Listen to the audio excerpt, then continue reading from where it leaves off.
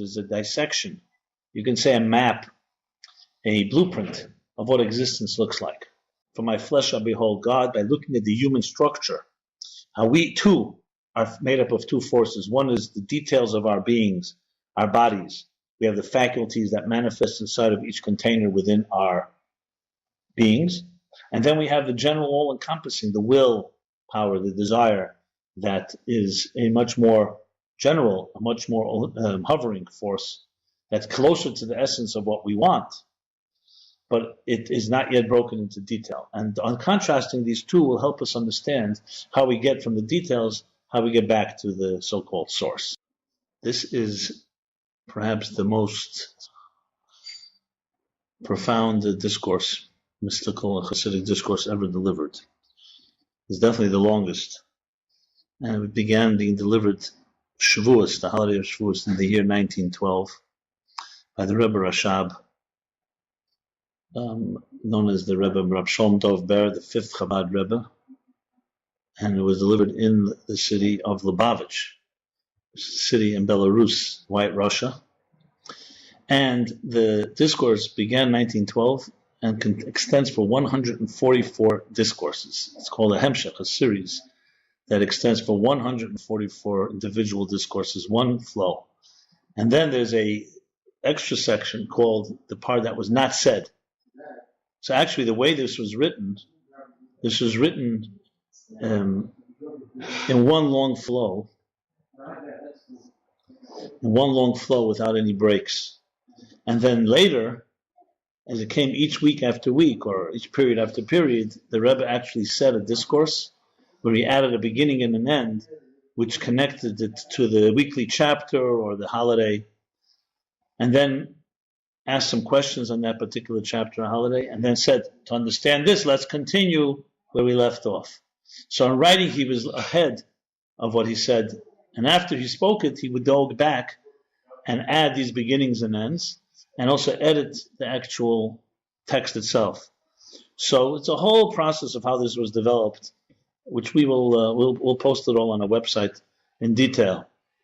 So it began on the Shavuos in 1912, and now we're in 2012. So we're celebrating the centennial. And what better way than studying this discourse from the beginning, which begins, as I said, B'shah Shekdimu. It's a Talmudic, a Medrashic statement that opens up the verse, that opens up the discourse, and with that begins the flow. Now, let me just say one overview of the entire discourse. It's a very profound discourse, very dense and very complicated, but it's always good to sum things up. I would say that the whole discourse of Ayin Beis comes to address one fundamental question: the interface between the divine and the mortal. Can we marry heaven and earth? Can these two entities, can these two realities of the finite and the infinite, of heaven and earth, of the spirit and matter, of the spiritual and the material, can they actually join and fuse as one? And of course the answer is yes. And Hemshech Ayin Beis, which we call the Hemshech, the series 72, is all about how. A detailed discussion and dissection of existence, and teaching us how we can connect these two seemingly disparate, seemingly dichotomous, seemingly diametrically opposed realities. So, of course, it goes into much detail because it's not just a philosophical academic exercise, it's also going into how to do it in specific detail, how to go away and actually live your life in a more divine way. Now, of course, the challenge is that we begin our lives, or at least in our perception, that we are self-contained, we are self-absorbed, self-interest, narcissistic creatures, interested in our own survival of the fittest, the id, or whatever other name you want to call it. How does you take in a self-absorbed ego, driven by its own interests, and turn it into something that becomes a force that channels the divine, something greater than itself? So obviously, there are many, many elements of this, which include finding within the yesh. Yesh is the Hebrew name for ego, self, sense of self, self-absorption, finding within it embedded elements that are beyond your own self-interest, divine elements. And of course, finding within divine elements that relate to this yesh, to relate to existence and to our sense of self as we know it. And that's where these two have to meet. So the process, of course, goes in two directions, from the divine to earth, and from earth back to the divine, from heaven to earth and from earth to heaven. And in the beginning of the discourse, which is going to be the first bunch of chapters, is a dissection. You can say a map, a blueprint of what existence looks like. And essentially what he's going to be saying, and what we're going to be learning now as we begin, after he goes through the introductions, is that the first step that connects one entity with another is what we call in Hebrew ratzon, will. So for me to connect with you, for me to connect to anything, to any object, I need to want it. Wanting is already a state that's outside of me, me, my essence self, because if I don't want it, and then I'm just self-contained again, self-absorbed. As soon as I want something, that will, ratzon, creates a channel. The channel is for me now to get it. Doesn't mean I have it yet, but it's the beginning of the first step. If there's no will, if the divine has no will to create existence, there's no connection between the divine and existence. So this will becomes an active force, an active cosmic force in existence that we will be analyzing, will be trying to capture. How do you get to that will? How do you understand that will? So if we want to connect to the divine, if I want to connect with another human being, I need to understand what are they made of? What do they want? What do they want of me? You can say it's understanding the purpose within it all. But purpose lies in a will and a desire. And that is what's going to be called in Kabbalistic terminology keser. Keser, the crown. It is the first or the beginning of or the source of all the sfirot, which is the structure. So before you have a building, before you have an entity, you need to have a will to want that entity. And that will becomes the first bridge. That's the beginning of the beginning of the discourse discusses this will. But then he moves from the will, from this bridge, to the actual dissecting the structure itself. And that's going to be called pnimi, which means the pnimi is how something is, the details, the internalization and the details of a structure. The will, in other words, is what's called makif, is an all-encompassing, hovering, unifying force that just creates the initial connection between the source and what it desires. And then comes the next step, which is the detailed breakdown of what it actually implements and executes that which is desired. What he's going to do is compare it to the human being, which is a consistent way that Chassidus does this. For my flesh I behold God, by looking at the human structure, how we too are made up of two forces. One is the details of our beings, our bodies. We have the faculties that manifest inside of each container within our beings.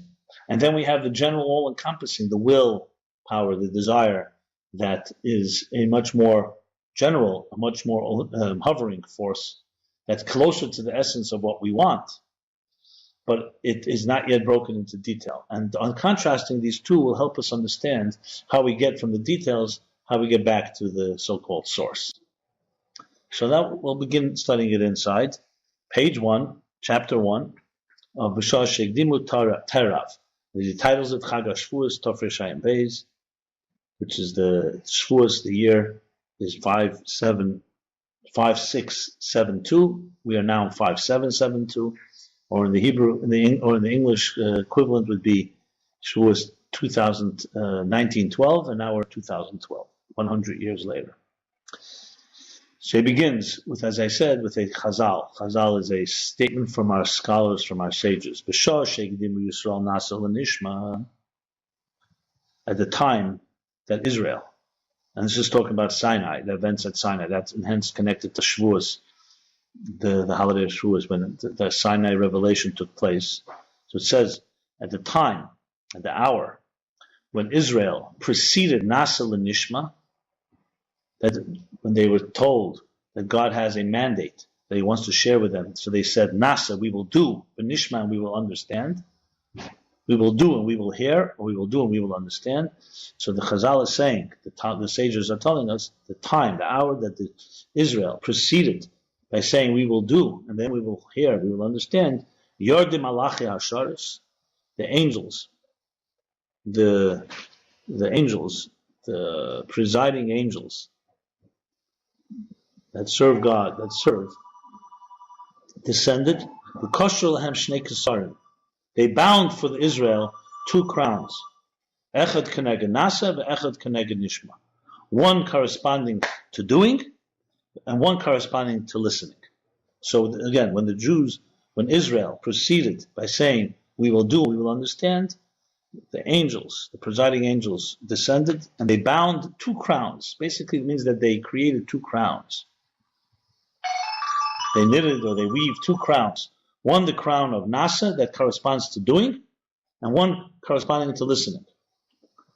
Now the Rebbe Rasha begins. Mashmoisin, what this apparently is saying, who? The Mashanitnu Lehem Haksarim Hu Mepnei Shigdimu Nasa L'Nishma. That apparently what this is saying is that what they gave them, these 2 crowns, it's because, in merit of the fact that they proceeded, I will do and then I will hear. I will do and then I will understand.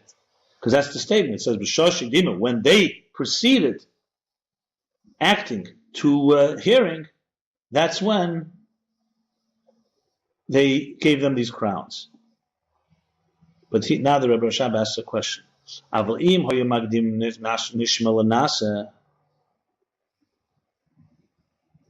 it's not yet a question, I'm sorry. Which means, but if they would have proceeded by saying, we will first hear and then we will do, they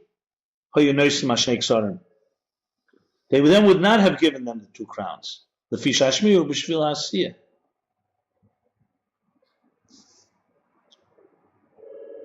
They would not have given them the 2 crowns because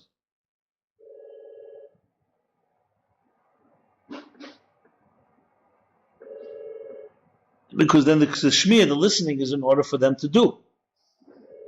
What I think he's saying here is that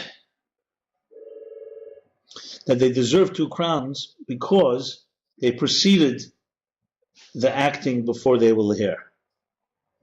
But had they not proceeded, if it went the other way around, if they will first hear and then they will do, then it makes sense. We hear, then we will do. So the whole hearing is in order for the asiyah, so there's no point of giving them 2 crowns. But this seems to be a problem, because but then afterwards when he says 1 crown corresponding to that we will do, and 1 crown that corresponds to we will listen. From here it appears, in the second half of the statement, that the 2 crowns are just simply because they said 2 things. We will do and we will hear. It has nothing to do with the proceeding of one before the other.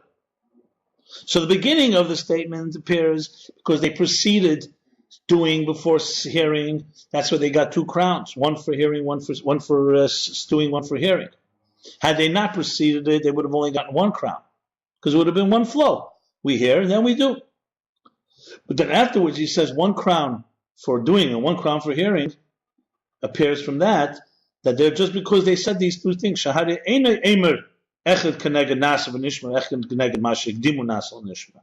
Because he doesn't say, the sages don't make a statement that 1 crown is for doing and for listening, and 1 is for preceding doing before listening. So what's going on here? Is it because of they preceded it? And if that's the case, that makes sense of 2 crowns, and then, or is it because they said these 2 things to hear and to see? To do and then to understand. By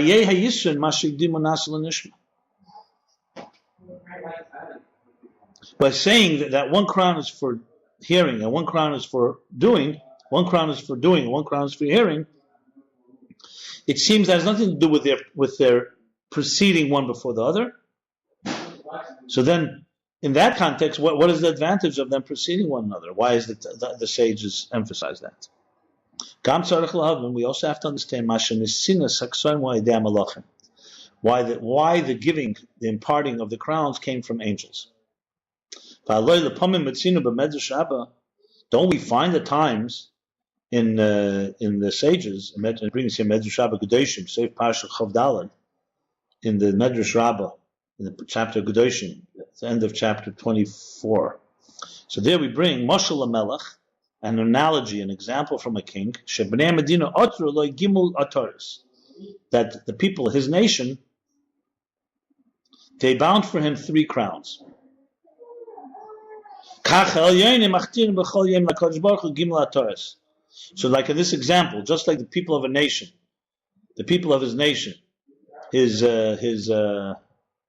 subjects, bound for him 3 crowns, the same thing, it says al yonim, which means that the supernal creatures, the angels or whoever, al yonim, machtirim, they crown every day God with 3 crowns. What are they? She'en gimel kedushas, they correspond to the 3 kedushas. We say Kodesh, Kodesh, Kodesh, that you are sacred, sacred, sacred, that God is Kodesh, holy. These 3 levels of holiness correspond to 3 crowns. Notel Echad, then God took one of them. V'nosen Bereishe, took one of these crowns and placed it on his own head. V'shnayim nosen Bereish Banav, and 2 crowns he placed on the heads of his sons. So he's comparing this to this statement that we're reading here. So we see from this that the crowns, the giving of the crowns, the imparting of the crowns is from God himself. And here in our statement that we began with, it says, Here it says that the angels descended and bound for them these crowns. So why angels are not God himself, as in that other statement? But also there, in the statement from the Medrash Rabbah that I just read, it also says that those that are above, crown. So therefore there's also a language that is similar to here, the angels. But there's the distinction there, it says only angels, and here it says that God is the one that places these crowns, one on his head and 2 on this head of his shoulder. Now he continues. You see, he's beginning here, developing. We're getting out of the gate here, okay? Developing the concept of the crown. Vihine, b'mishna da'avis, which also is another very rich element that's all grounded. When you start reading, you're saying, like, what's the meaning of the crown? In these statements, you'll see how significant that is in the whole picture. So it's grounded in Talmudic and biblical statements, all these deeper ideas. Vihine b'mishna da'avis, and here, and vihine, and now, in the Mishnah Novice, the Mishnah in the ethics of our fathers. Yisod says, Gimel Ksarim Haim. There are 3 crowns. Another crown situation. Haim, Gimel Ksarim Haim, 3 crowns. Keser Torah, the crown of Torah. The Keser Kuhana, the crown of priesthood. Kuhana, Kohan. The Keser Malchus, the crown of kingship. And then, the Keser Shemtav Oil Al Gabeim. And the crown of the good name rises above them all. Harashayesh Gimel Ksarim. So we see here there are 3 crowns. The Kanoimer, and in our statement that we began, that the time when Israel proceeded doing overhearing, it says, Emish Akoshel Em Ragbei Ksarim. It only says that they bound 2 crowns. So he's asking an additional question, 3 crowns, 2 crowns. Gam Tzarech Lahavin. We also have to understand what the Mishnah says. The Mishnah says there are 3 crowns. When he breaks it down, he actually counts 4 crowns. Im Keser Shemtiv. Because he says 3 crowns, Keser Torah, the crown of Torah, the crown of priesthood, the crown of kingship. And then he says, the Keser Shemtiv, the crown of the good name, rises above them all. So bottom line is there are 4 crowns. Why does he not count the name, the crown of the good name, in the number of the crowns that he initially begins with? 3. He should have said, he should have said there are 4 crowns. And also another question, what is the meaning that it rises above them? That the crown of the good name rises, rises, is above, is superior to, above them all. She'ela rises above them. So we have a series of questions Good questions always have the answer, as we know. Now, these three crowns of the Torah, crown of the Torah, the crown of the priesthood, crown of kingship, but derech klal in general, they are in the three pillars, the three paths. Let me just explain what Gimel Kavim means. Gimel Kavim are three paths. They usually refer to the structure of existence is made up of three. Similar to the human body, which is a microcosm of existence. The right side, the left side, and the center, the spine. What would a person be, God forbid, without a spine? There'd be no centrifugal point that creates balance. You see a table of two legs cannot stand. Three legs are necessary in any structure. So the structure essentially minimum is three kavim, is right, left, and center. So he's saying that these three, like we find in the Pirkei Avot, it says, are three pillars that the world stands. Torah, Avodah, service, and Gemilas Chasadim, good deeds. So you have the three pillars. So he's saying now these three crowns, generally speaking, correspond to these three pillars. The Keser Kuna B'Kava Yamin, the crown of priesthood is on the right side. Right is usually chesed, not usually, is chesed, the right side, refers to giving. As it's known that a kohen, a priest, is the level of chesed, of kindness. Like it says, you are a priest forever. The kohen al b'chinas chesed, that kohen refers to the level of chesed, of kindness, which is the right side. The ato b'chinas gilui. When you say the ato kohen la'olam, you, whenever you say you is a revealed term. When I say him is a hidden term. So in Torah, when you say ato, whenever you say ato loshen noichach, it means loshen noichach as he's present. It means the person is there. So if I refer to someone you, it means I'm seeing this person. I'm able to point to him. I'm able to identify him. When I say he said, means he's not here. When you speak to someone, you don't say he, you say you. When you speak about someone that is distant, you say he, him, he, she. The ato b'chinas gilui. So ato means revelation. Shezeh hafesh bein ato lahu. The ato l'neichich. That's the difference between you and who, him or her. Ato means I'm directing my words to someone specifically, it's revealed. And who means someone that's not right, it's concealed or not here. The chesed hu b'chinas gilui. And chesed is also the level of gilui, revelation. When something is, when you're a kind person, kindness, you're giving. So it's a form of revealing. It's a form of revelation. It's not a form of concealment and withholding. Gevura, for example, which is the antithesis to chesed, would be concealing, would be withdrawing, would be in some way limiting the flow. The gas, pressing the gas, would be chesed. The brakes is gevura. So ato refers to chesed, giving, which is the right beginning of gilui. And chesed is actually the beginning, the root of all the human emotions. All begin with love, with the giving of love. Every emotion begins with love. That's how Chassidus sees things. They begin with the concept of giving and love and revelation. That's also called yoim. Shenikra gam ken yoim. That's why it's also called yoim. As it says in the Siddur. The Siddur is the Siddur of the Mittler Rebbe, the second Chabad Rebbe, that essentially based on the Siddur of the Alter Rebbe, the founder of Chabad. But Pirush Baruch Shamar, that's what he explains. In Baruch Shamar, he says Baruch Shamar. So he basically is saying that the level of Yom, which is revelation, that's the level of Chesed, Yom. So therefore, Kohen refers to the right side, which is Chesed. The Keser Malchus, who B'Kava Smoel. The crown of kingship is on the left side. The left side, which is Gvur. The Hari Malchus, Iker Binyano Ma Gvuras, because kingship, authority, leadership, its main structure, its main building, it's mainly built from, it's mainly comprised of Gvuras. Gvura is severity. Liyas de Savas Biyah, he's explaining it now more in the mystical terms and more in the cosmic terms, because the creation of Biyah, Bri, Yitzir, Asiya, the three worlds of Bri, Yitzir, Asiya. Remember, there are four worlds we will be discussing throughout. To remember, Hamshech Hayim Beis doesn't begin with introductions. He goes right into the subject matter.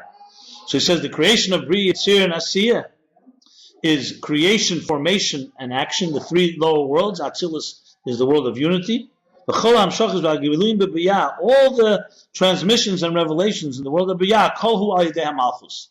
Everything comes from Malchus. Malchus is considered always the lowest of a world.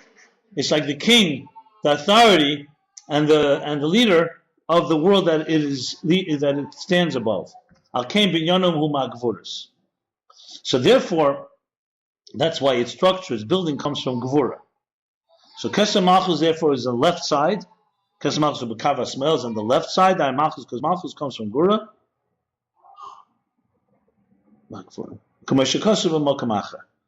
What he apparently is saying is because in order to create the worlds, you need to have tzimtzum, you need to have concealment, you need to have direction, you need to have transmission. If it was just unbridled love, a flow, you wouldn't be able to create these worlds. So to create the worlds, to be an authority over these worlds, to rule them, you need the rule. You need the order.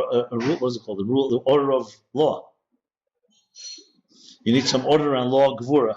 So Malchus, therefore, the crown of Malchus, as opposed to the crown of priesthood, is the left side, which is gvura. That's how you govern. You govern with gvura. And the third. That's why the crown of Malchus. Also, the crown of Malchus is also on the left side, the left arm. Kav Kav can also be the left line, the left pillar. The Keser Teru b'Kav Emtzai, and the crown of Torah is the middle spine, the middle path, the middle pillar.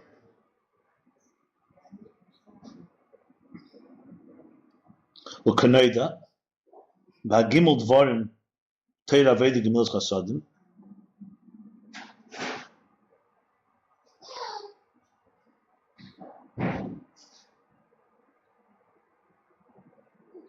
Kanoida.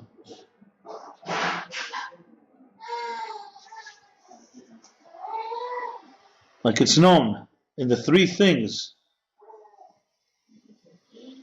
as I mentioned before, of Torah, Avod, and Gemilas Chasad. The end of the first chapter in Pirkei Avot says that three pillars, Al Shleisha Dvarim Ha'elam Kayim, Ha'elam Oimid, Al Shleisha Dvarim Ha'elam Elam, are three pillars the world stands, and that's Torah, as we said, Avoda, service, and Gemilas Chasadim, which is Chesed.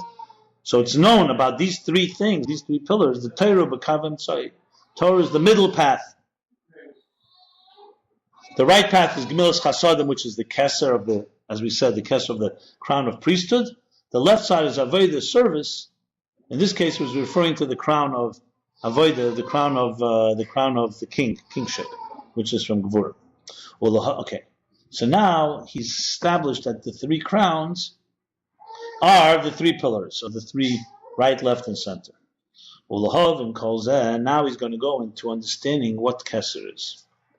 In order to understand all of this, to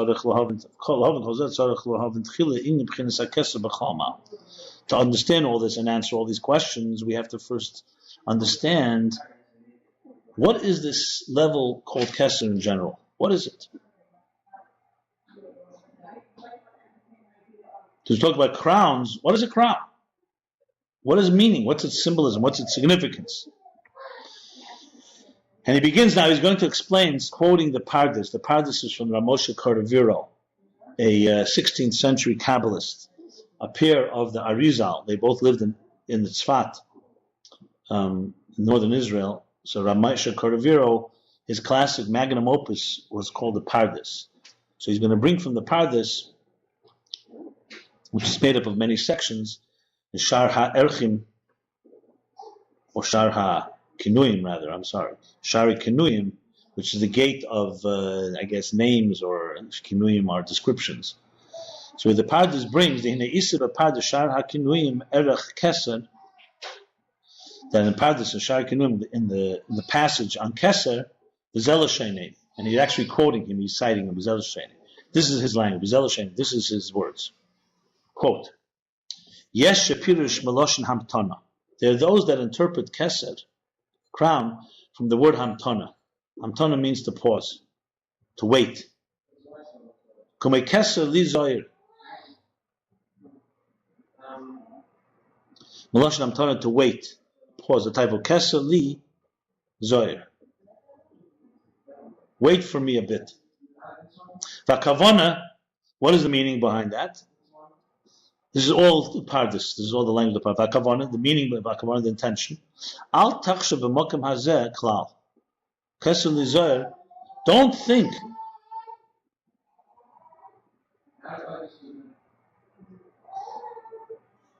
Don't begin to process. Don't concentrate and think about the mokem hazeh in this place at all. Omnam hamtin achi yispashet v'oz tuchel lahavin. So keser li zoyer is interpreting, meaning, wait for me a bit, meaning don't jump and interpret what you're hearing right now, but wait until it spreads, and then you'll be able to understand. It would be like a teacher is conveying an idea, and the student right away jumps and wants to understand, so he says, no, keser li zoyer, wait. Pause. And wait till the idea develops, or wait till something spreads forth, and then you'll be able to understand. So keser in this context means a type of waiting and pausing, a type of patience, to be patient. Okay? Kain pirshu haga'enim. Kain pirush haga'enim.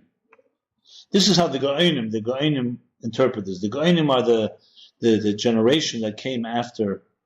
There were the Tanoim and the Amoraim, then came the Rabbonos of Aroi. The Go'enim are the ones that come before the Rishonim, basically the 9th, 8th to 10th century.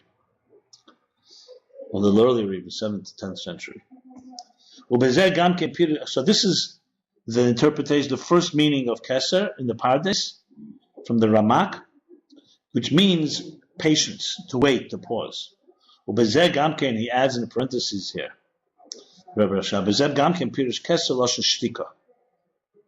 and this also includes, and this also, the interpretation of Keser from the word shtika, silence. The Hainu Hamtin Losh Li V'doim V'lahagi Dover, which means Hamtin Li, wait, V'doim, and be quiet before saying anything. Doim, silent, don't say anything. Shtiku the Hainu Hamtin, wait, patiently, wait for me, V'doim, and be silent from saying anything. So very similar, it's like somewhat of a postulate from the idea of patience. Okay? So, V'inyan Hashtika B'zehu, what does the silent element add to this? The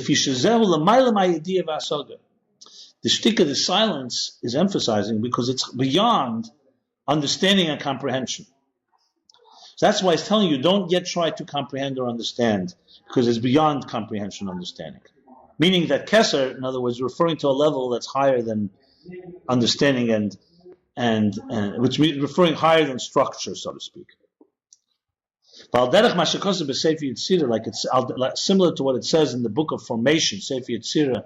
Some say it was composed by Abraham. It's maybe the earliest, or if not the earliest, Kabbalistic text. Blum picham ledaber.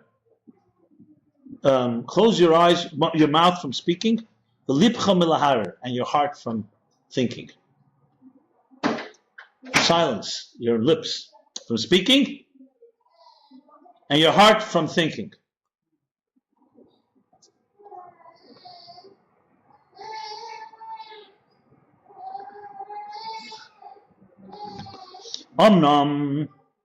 However, from Mashakos of Hamtin Achi Spashet, but this is the Rebbe Rashab analyzing the words of the Pardes. But from what he says, wait till it spreads out, move in the Makom Mokim Haschol Dover, Shiyim Mezei Spashas Vigili. However, from what the Pardes said, wait, be patient, means that it's not completely beyond your comprehension. It just means right now, don't jump. Wait, be patient until it spreads forward. So at the end of the day, it's still the beginning of the transmission, and there will be a hispashus begili. It will spread out and will be revealed. That means that keser. That's why keser is from the expression hamtana, to wait, to be patient. Silence would imply complete silence. that you cannot comprehend it. It's beyond you. And whereas hamtana, patient waits, is referring more like at this stage you're not yet there, but it's already the beginning of a revelation. Kesser.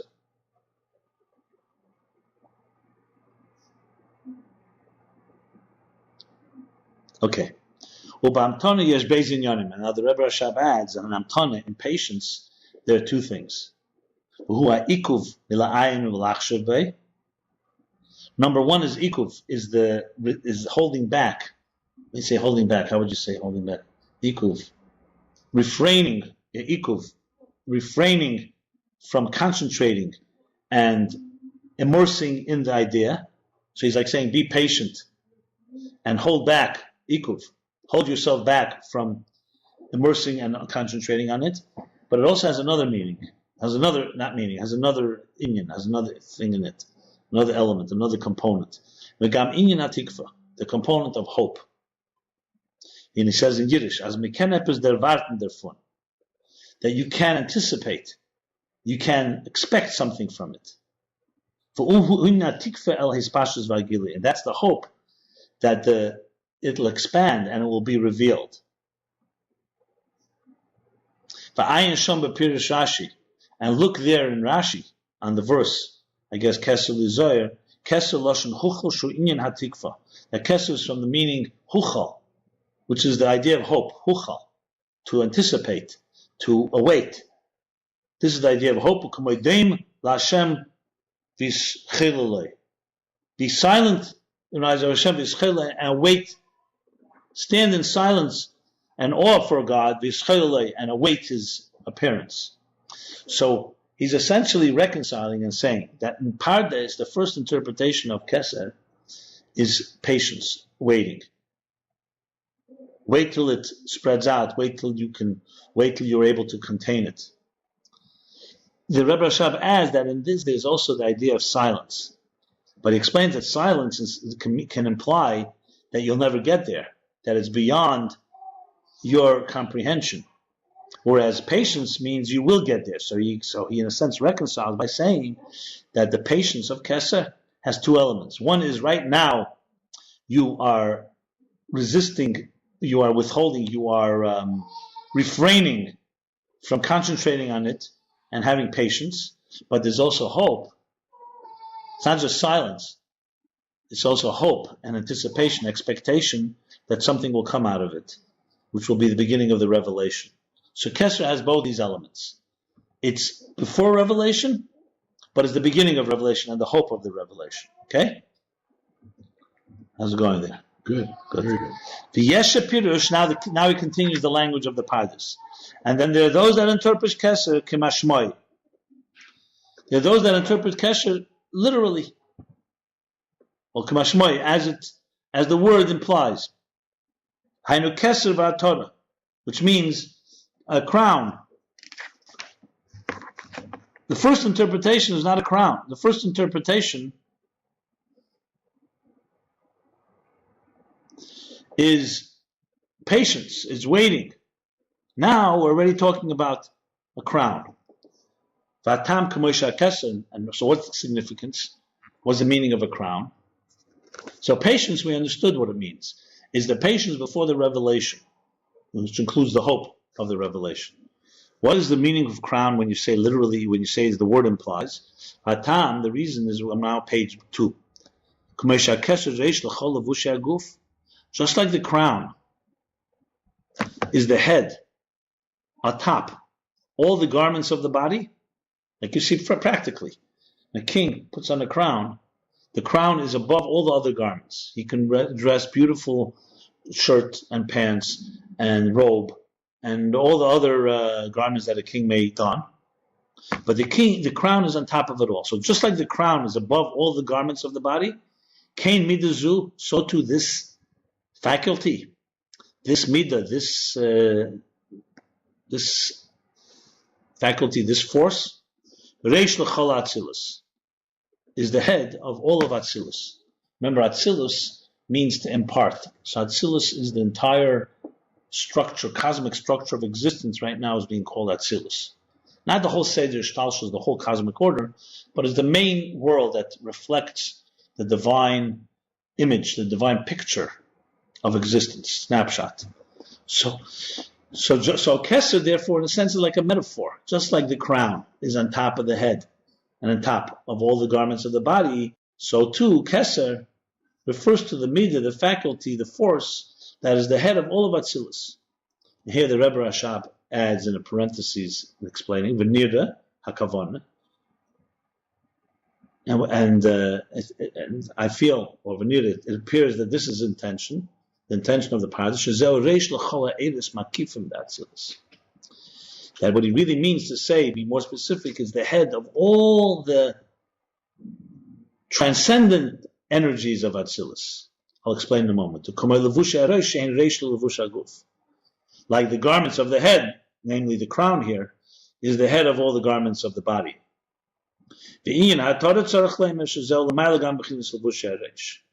So you can put many garments on your head. You can have a garment, you can have they used to have what's it called, that sits, like a smaller crown that went on the forehead. You can have earrings, you can have other garments, but the crown is the garment above all the garments, that it's higher even than the garment on the head.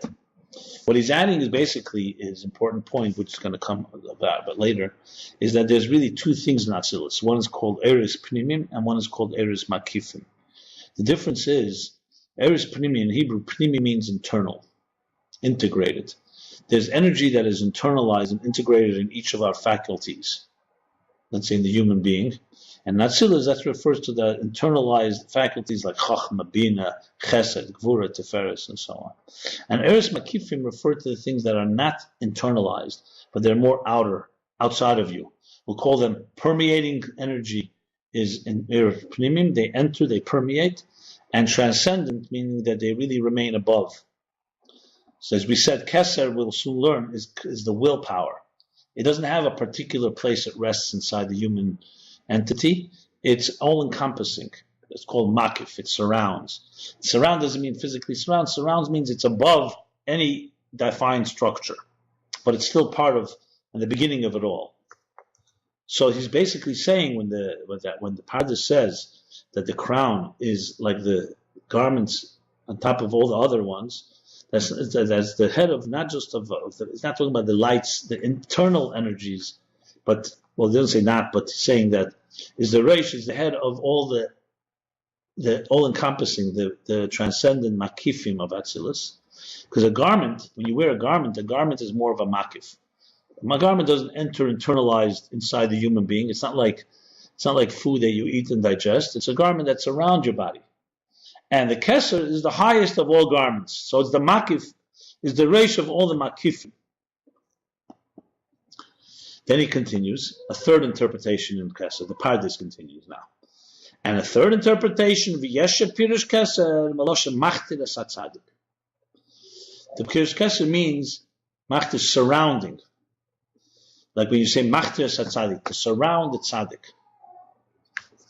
V'akavona, and the Kavona, and this is Loshen Sivuv L'chol Atzilus B'teiche. Keser surrounds, Loshen Sivuv, surrounds all of Atzilus that's within it. It's like a circle that surrounds, an encircling type of experience. V'nikra came, and it's called this way, Lirmoiz al Tarach Hamude Er, and it's called this way because it hints to, it symbolizes the 660 pillars of light, because remember, Keser in Hebrew is made up of 3 letters. And Hebrew, the letters all have numbers, numerical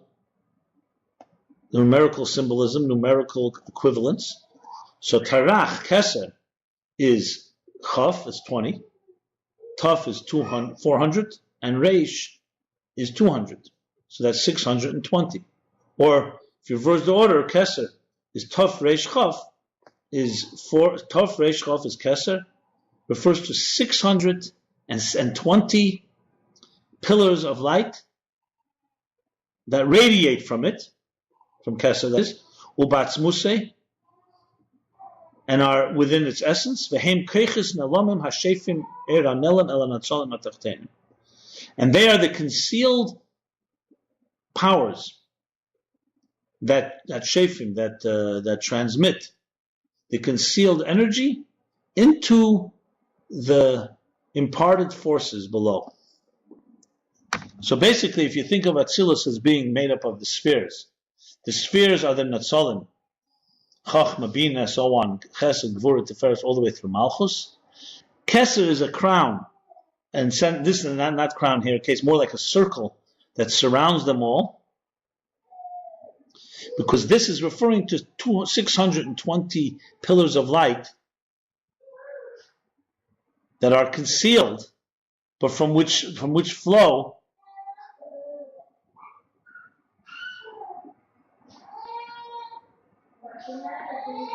concealed energy into that which is inside the circle. So there we have three interpretations of Keser. You said initially there were 660 pillars of light. It was a mistake, 620. That was a wrong. That was a slip. So the three interpretations of Keser I'm going to sum up now. Three meanings from the Pardes. One from the word Hamtona, patience, to wait for the revelation to emerge and appear. And he explained in that there are two elements. There's the silence of it, which is immediate waiting, and there's the hope that the revelation will come. So it's already the beginning of the revelation, the beginning of a process that will spread outward. The second interpretation of Keser is, as the word implies, crown, and it's above the entire Atzilus, above all the Makifim, all the transcendent energies. And the third interpretation is surrounding. From the word surrounding, it surrounds it all. And it refers to the 620 pillars of light that are concealed or unconscious, that radiate in a concealed way into what is inside the circle, which is the Netzalim, the imparted Sfirot that are within. Okay, this is the beginning of understanding what Keser, what is Keser, what is the crown. Now he's going to explain it in what we call Hasidus Chabad, how we understand it with a little comment, with a little sense. These are words. We're beginning to sense there's something here. Keser is a form of transmission, different types of transmissions, the beginning, the head, the circle, and so on. And he's going to explain now what this is. And the inyan in this is, it's known that the level of Keser B'chlal in general, Keser is, what does it mean in so-called, in terms that we can relate to? It's the level of Rotzen, of will, desire. Desire, I don't mean here necessarily pleasure, I mean that someone wants something. So it's the first step outside of your essence to want something, as he's going to explain. When you say Keser Datzilis, the crown of Atzilus, in whatever interpretation, it means it means the will of the Creator or of the Source to impart the world of Atzilus. That's what Keser of Atzilus is. The Chen Keser de Bria, and the same thing when you say the crown, the Keser of Bria, the world of Bria, Hu Harotzen Livra Elam HaBria, is the will to create the world of Bria, of creation. The Hein B'chinas Aksarim HaProtim. These are what we call the individual, the specific crowns for each world. So there's Keser of Atzilus, Keser of Bria, Keser of Yetzirah, Keser of Asiyah. So essentially the code word in Kabbalah for the word will is when you say someone wills something, you're saying is the Keser of the thing you're willing. That's the individual crowns. B'chinas Ak. Now he's going to speak in a broader sense. He's broadening it out. B'chinas Ak.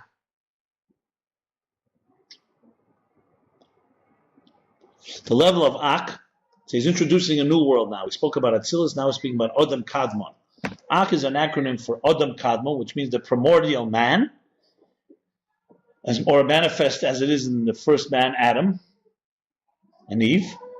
So B'chinas Ak refers to that after the Tzimtzum, after the great dark cosmic black hole that concealed the infinite divine light, the Ein Sof, Or Ein Sof, a space allowed for now, we're going to allow for an independent existence to emerge.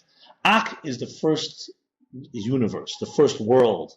When we say world, it means the first entity, which really, even more than Atzilus, is the map.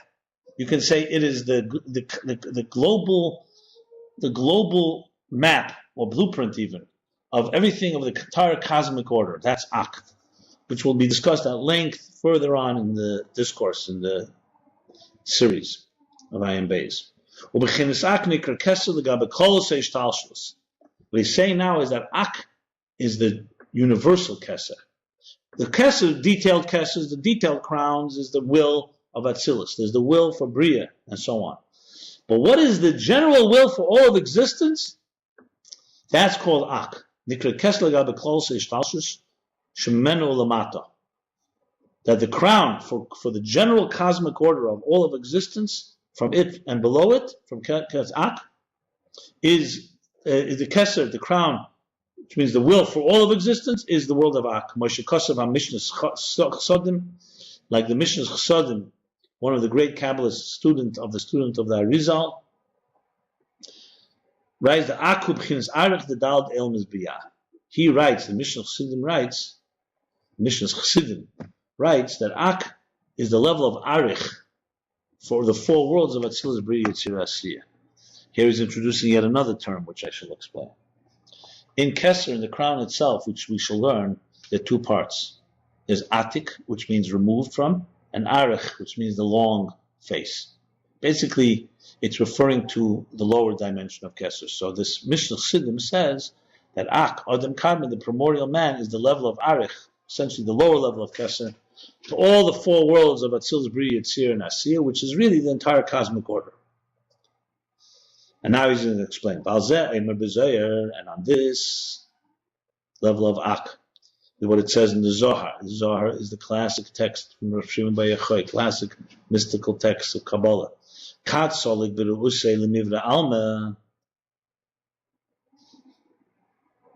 when it arose in his will to create the worlds, what is that referring to? That when it arose in his will to create the world, remember, will is to create. This is the will of the general will, the all-encompassing will of all of the cosmic order, the entire cosmic order. This is referring to the will and machshava gduma, and the primordial thought of Adam Kadmon. Like it says in Eitz Chaim, which is the classic, one of the classics, the classic magnum opus of the Arizal. So he's citing here all these different sources. We have so far the Pardes, we brought the Zohar, we brought the Mishnah Chassidim, we brought now the Eitz Chaim. And even more general to this, so he's moving now to a third level of will. So far we defined individual crowns, which is the will that defines and the will to create each particular universe. We've talked about the general will of the cosmic order. Now he's going to talk about the will that is before the Tzimtzum even. The will for existence altogether. And in a more general sense, we're talking about the will, the simple, the indivisible will in the infinite divine light, before the tzimtzum, before the concealment. That's the most general will, and he quotes here, like it says in the book Eitz Chaim, the book I just mentioned,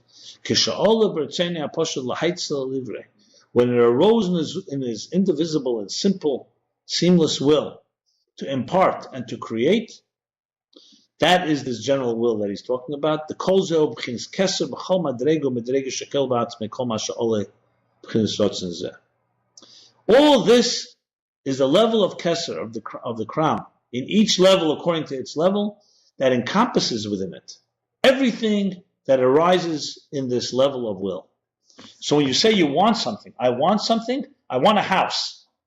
Every detail of that home and that house is included in this keser, in this will. I want a particular house. I want to have the world of Atzilut. So that keser includes everything in Atzilut. I want the world of Bria. It includes everything in Bria. I want the entire cosmic order. That's Adam Kadma. I want existence in general. That's the Kesser, the Ratzon, that is there in the infinite divine light before the Tzimtzum. So whenever you say Kesser, you're referring to a will that encompasses everything that's inside that will be resulting from that will.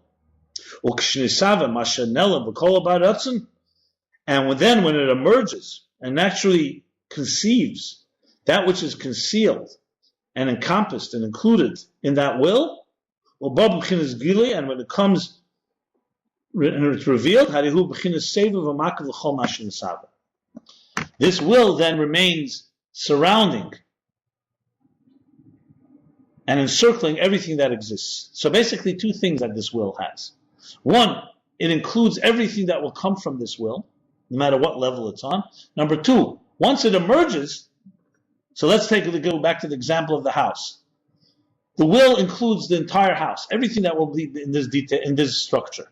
And then once the structure actually is built, the will still remains there hovering and surrounding the entity that it willed. You see? So it's not just the will wills something and then goes away once it happens. The will remains a force that always remains hovering over there. The will that you had in this particular entity that you created or you conceived of or imparted.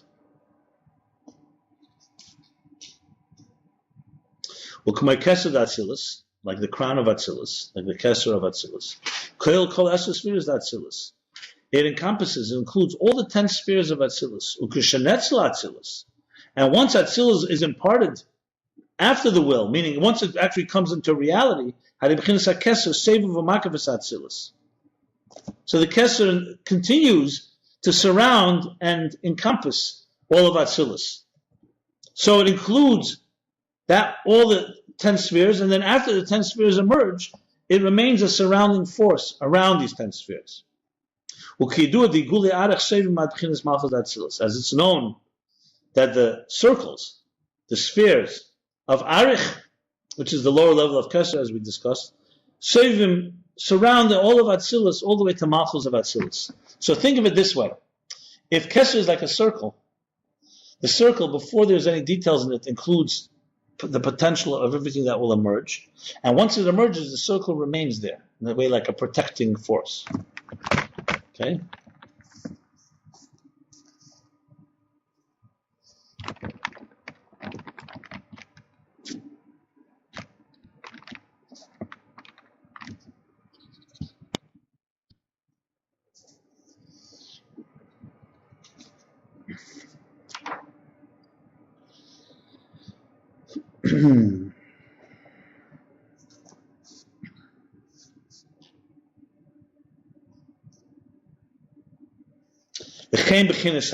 Now he's going back.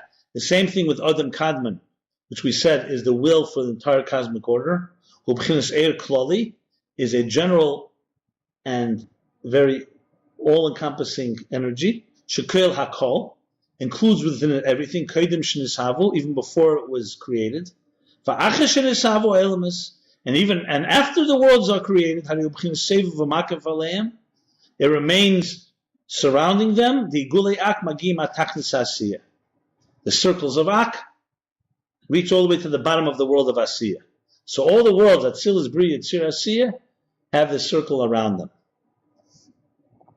And now he's going back to the third level. Remember, he's talked about 3 different types of Kesser. The detailed ones for each world, Atzilus, Bri, and so on. The one Kesser of Ak, the Ak that's Kesser of all of cosmic order. And now, the same is with the general will. Is there a name for that? No, it's just called Ratzon HaPashut, which is the indivisible HaPashut. The indivisible will. Before the Tzimtzum, before the concealment, because you're talking about a will that's not yet really shaped, so it's like in a very amorphous state. It's like very deep inside the essence. Before this, also includes everything that will come into existence in it. And after it comes into existence, it surrounds it. A new level is emerging, is being defined now, identified. This is called the Great Circle. the great sphere. Igul Hagadol. This is important, all these words. Shalifne Hakav. This is the big circle. And when you look at those images that we've discussed, where you have, the circle, each world has a circle, Ak has a bigger circle, and this is the circle that Tzimtzum, when God concealed the light, remains a type of like a hole in the bagel. Is the big circle. This is called the great circle, the great sphere that precedes the kav. It precedes the ray of light, the thin thread and ray of light. And shesevu makiv kol ishtalshlus. This surrounds and encircles all of ishtalshlus, the entire cosmic order. Shema kav, everything that comes from the kav, from that narrow thread of light. And all the circles, all are rooted in the big circle. So it's like this. There's the big circle. Within it is all of existence. Within it are other smaller circles. Each circle deals with it. The Ak deals with the circle of the cosmic order. Atzilus deals with the circle of Atzilus. Bria. But each one has the two components, he's saying. It includes everything before it emerges within it. It's in the will. And then it remains hovering afterwards. And this is critical because we're talking about retracing the steps, the interface, because you want to go back through that will. So it's important that the will remain there. It didn't disappear. That's why you need to reconnect to it. You can reconnect it.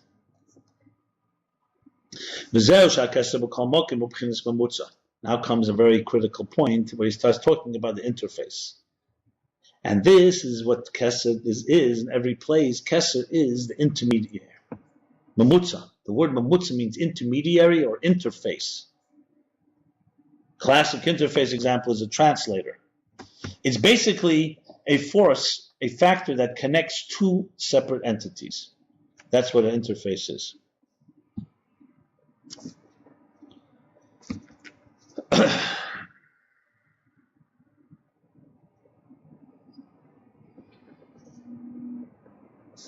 So this is what Keser is in every place is called the interface. Mamutza. Remember that word. Mamutza. In Hebrew, the transliteration would be MEMUTZAH. Mamutza. U'kumoy Keser, that's still. Remember now again, we're talking about three levels of Keser. The Ksarim Pratim, the detailed ones for each world. The Keser Kloli, Ak, Adam Kadman, for the cosmic order. And the Rotzen HaPoshet, the Igul Hagadol, which is all of existence. So, for example, now he's saying this Keser, this crown, that includes everything within it beforehand and surrounds it afterwards, is the intermediate interface. Like the crown of Atzilus, the Keser of Atzilus is the interface between the Maitzel, the imparter, and what he imparts, the source and the impartees, the spheres of Atzilus. The same with all the levels we discussed earlier. In each world, Ak, Ratzna Pashut, whatever level we're discussing, HaKeser Amamutza. Keser is the interface. And the same is also in the worlds of Atzilus, Bria, Yitzir, Asiyah. The Malchus, not Atzilus, Shanasa Keser Bria. He's introducing another new idea. Remember, we spoke about Malchus is what governs and rules each world. So the Malchus of the higher world becomes the Keser, the crown for the next world. Shemalchus, the Malchus, Atzilus, Shanasa Keser Bria. Harizem Mamutza ben Atzilus Bria v'chem Bria leYitzir. So also within each of the worlds, the Malchus of the lower world becomes the crown of the next world. So essentially, Keser becomes the higher world. Right. The Malchus of the higher world becomes the crown of the next, the Keser. So essentially, Keser becomes the intermediary, the interface between the worlds. So Malchus, the Ein Sof, which we will learn later about, Malchus, the lowest level of the that's in the Esospheres Agnosis, in the hidden spheres, which are the hidden spheres, the potential state of spheres in the energy before the Tzimtzum, that Malchus will become beginning of the Kav, which becomes the Keser, like the crown, above Ak. So everything always has that intermediary element. The lowest level of the higher dimension becomes the highest level of the lower dimension. So there's never a disconnect. This establishes that we have stepping stones as we climb this ladder, as we retrace the steps, or both ways, and how creation comes into being, how existence comes into being, and also stepping stones to retrace our steps. So imagine, for example, someone thinking they got lost. We don't get lost in this universe. You have the steps to get back. That's why it's so important, this. Okay?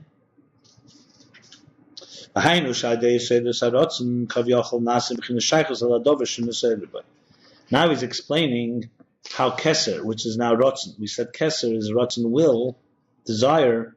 So he's saying, explaining how does it create this interface?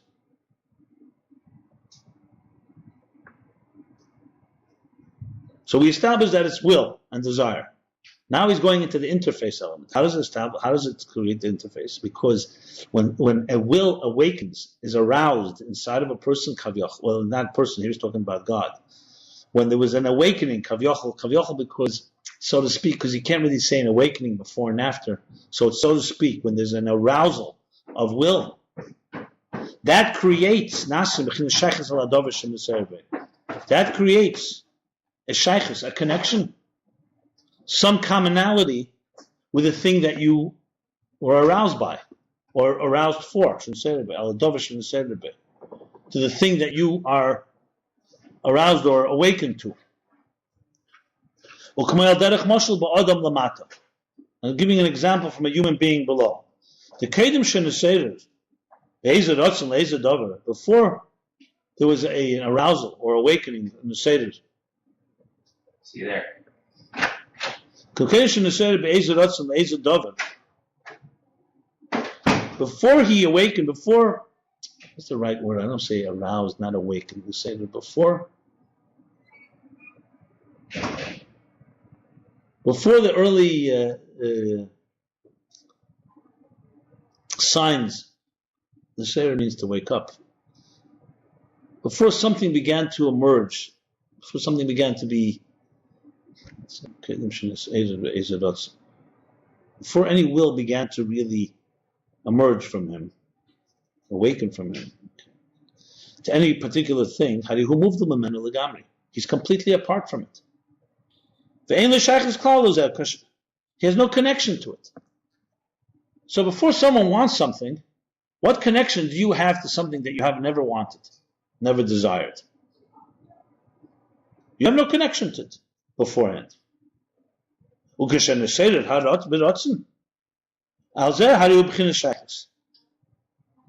when a will to it is awakened, something inside of you begins to rumble, begins to, what's the word for it? Begins to desire. Resonate. Not resonate. It's like the beginnings of something. It begins to be born. So it begins to stir. Yeah, it begins to stir the stirrings of something. For this, through this becomes a connection. So just imagine, here's a glass of water, here's you. You have no desire, you're not thirsty, nothing. You have no connection to it. It's there and you're here. The first connection happened when you want it. So you may not even have taken it yet. You want it. Now here, of course, we're talking about God creating that doesn't exist yet. But something you want, or you want a house. You want a home to live in, or you want to find someone to love and marry, have a healthy relationship with. These things create a connection. If a person doesn't even want it, they're definitely not going to pursue it, and it's not going to happen.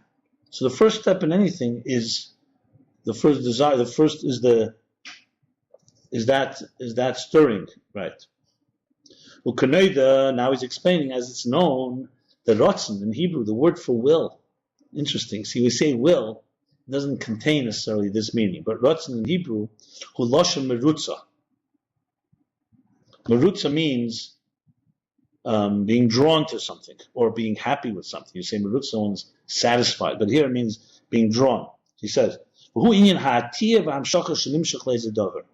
it's the leaning and being drawn to something.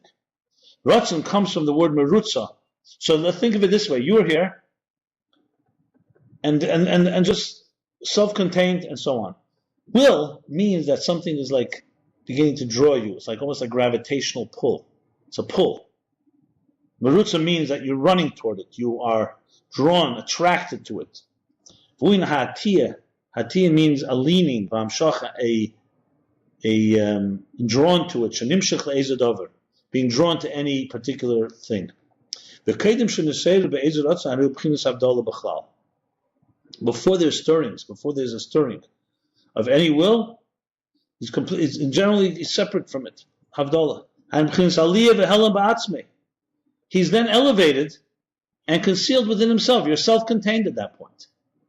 You don't want any. You don't want anything. You don't need anything. So it's completely within yourself.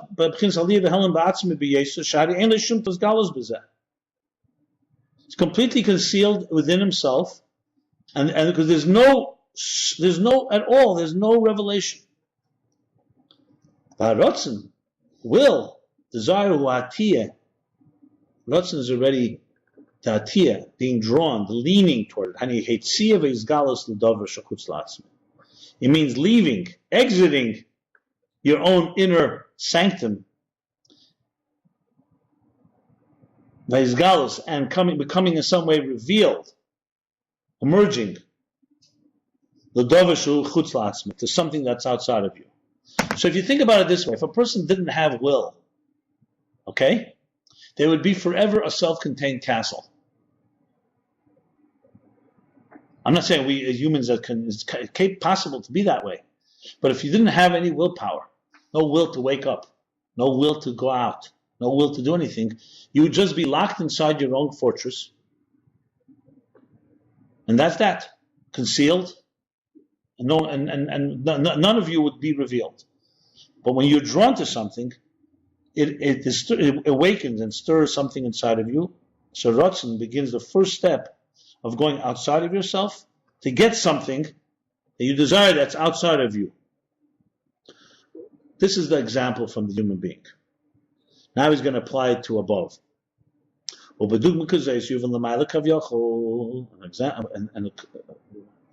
And similar to this, you can understand how it's above, kavyachol, so to speak. The kedim is before the awakening, before the stirrings of the awakening of the will. For the universe, for the worlds, the infinite divine life was completely separate from all the worlds. Doesn't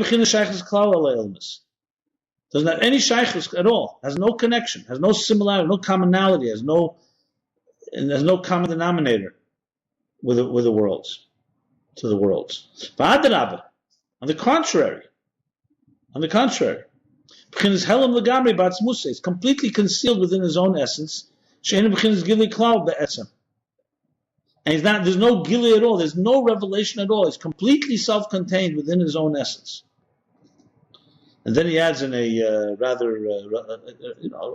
good 10-line.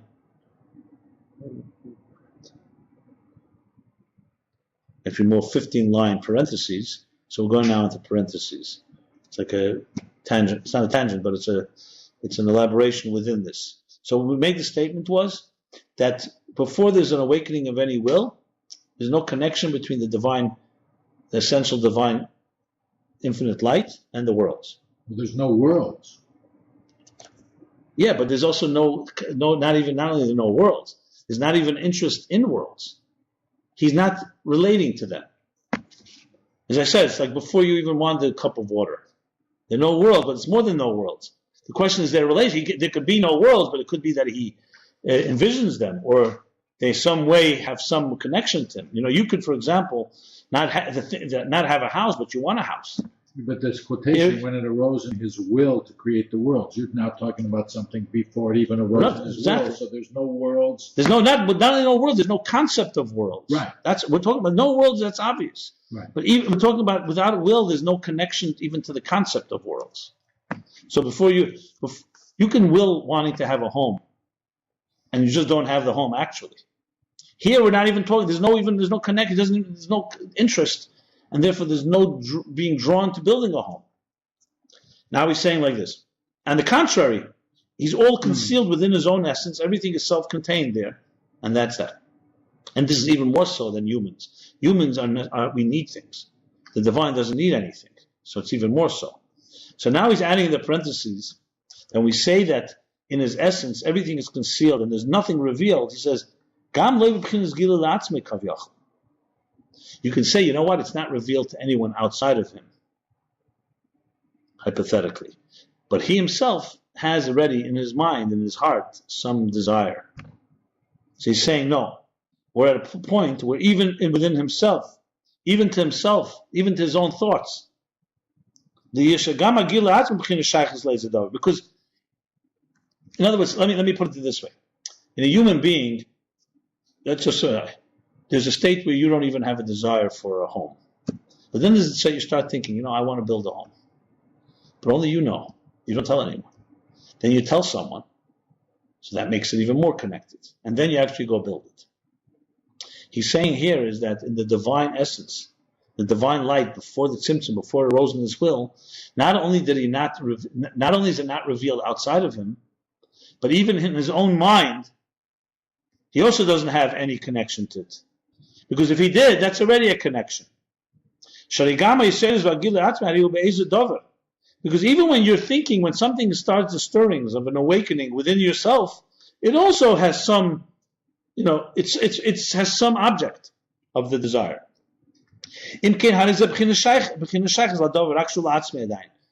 That means there's some connection to that thing. The only thing is, it's still within yourself. He's just breaking it into levels, because these levels are very important. But before any type of stirring, any awakening, there was no revelation at all. On the contrary, it was completely concealed, no revelation at all. What he just added was no revelation, not just no revelation, period, also no revelation even to himself. It's not like you know about it, but you haven't yet told anyone. Now he's going to say something.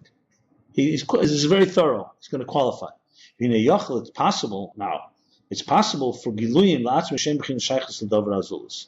You could, for example, have things that are revealed to you that doesn't mean that has no connection to something outside of you. And he's giving you an example. He's going to qualify because he said here that if it's revealed to you, it means you already have a connection to it. So he's saying, no, there are things that you could be revealed to yourself that have no connection to something outside of you. And he's giving an example, kamei b'tainug, like pleasure. Shemisanik be'etzem shaloi. When a person just has pleasure from being, pleasure from his own essence. So that type of pleasure is not dependent on something outside of you. It's like basically the pleasure of existing. It's hard to maybe give an example with humans, but God. Just pleasure of being. Okay?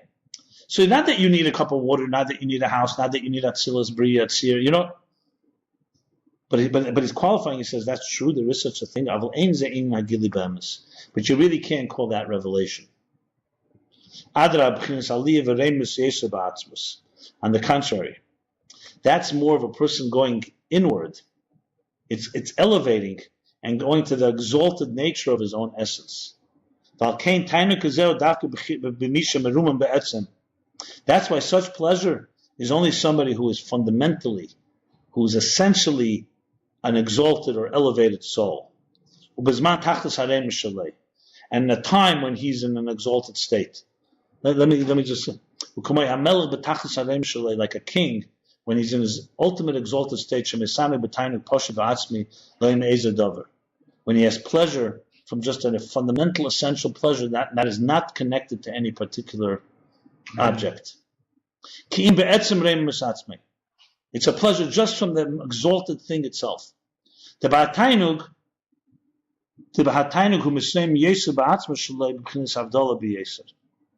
When he has such pleasure, the truth is, from this exalted state, he elevates to a place that's even more separate from everyone else. So not only does it not connect him to anything, it actually brings him the other direction, where he's going even more inward.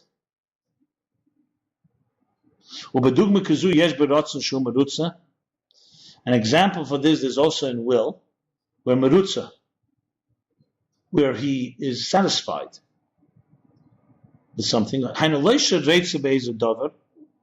Not that he wants something, but he's kimashu marutza, that he's satisfied, he's content.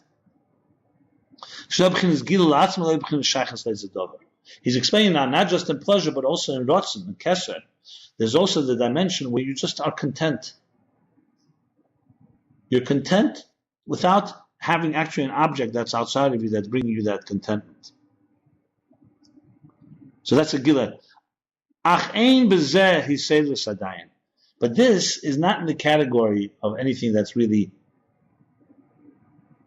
what you would call stirrings, awakings. Only thing is, it could be a cause that will bring to some awakening. But on its own, it's not, you can't call this an awakening state. It's just a state of contentment. Now he's going back to before the parentheses, he's finishing the parentheses.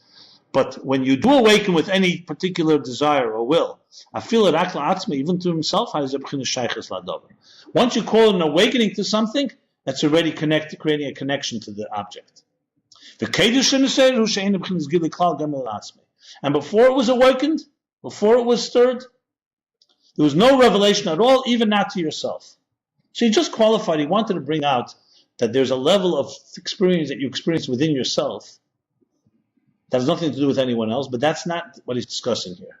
That's not, there's no before and after there. There's no state of awakening or not awakening. That's just an internalized state where you actually go deeper inside yourself. Again. So now we're getting back to willing something. So the willing, the first stirrings, before the stirrings, there's no connection at all. So therefore there's no interface. That's why Rotzen and Kesser are so vital, because that's going to be okay. That's going to be the connection to what you want. We're almost done in the first chapter. And when it arose in his will, we're after the parentheses. Now, when he arose in his will to put existence into place, that was a being drawn and a revelation outside of himself to the general cosmic order in general, or to whatever particular world in detail that we talked about. So that's what the will does. And though this will is still before its actual creation, it's just willing it, like I mentioned, you don't have it yet. Yeah. Like when it arose in his will in the infinite divine light before the tzimtzum. In order for there to be the actual creation of the world, you need to have the concealment of the tzimtzum, which will conceal the energy, the light. And also the levels after the tzimtzum. There are many concealments. Each world, each level, each gradation has another concealment. To commit tzimtzum ak, like the tzimtzum of Adam Kadmon, there's the tzimtzum that causes ak to come into place. The tzimtzum hadikna, the tzimtzum of the beard, means the tzimtzum of how it comes through the strands of hair.